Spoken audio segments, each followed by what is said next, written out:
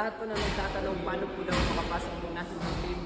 Nandito po ngayon si Coach Noel Velasco, 1986, Barcelona, Olympic bronze medalist. Coach, paano po daw makapasok? Ng Olympic national team. So, gustong pumasok sa Philippine boxing team, no? Dahil sa dami rin gustong pumasok dito para nakalaro sa Olympics.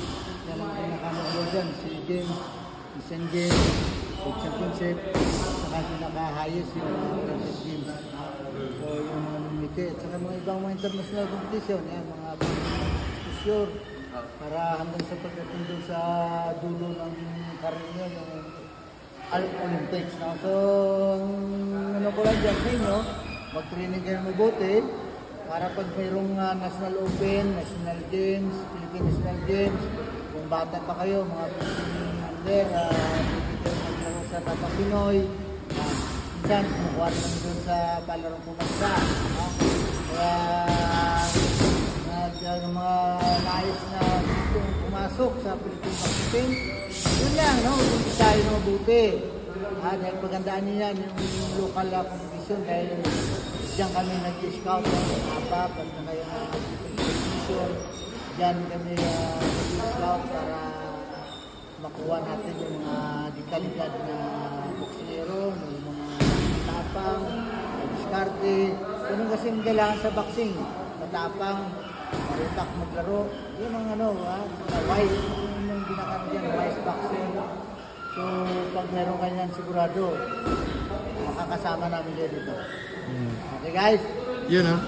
So, sa lahat po ng mga katanungan, sana po ay nasagot po at maraming salamat po. Alright! Thank you so much, Coach! Trending yan.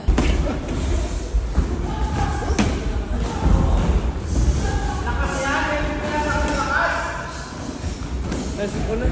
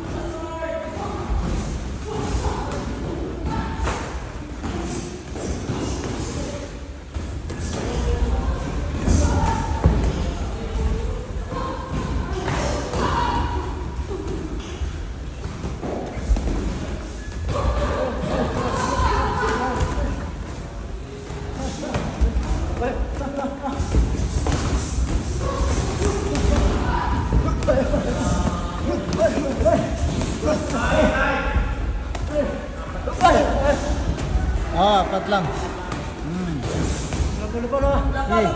Lupa.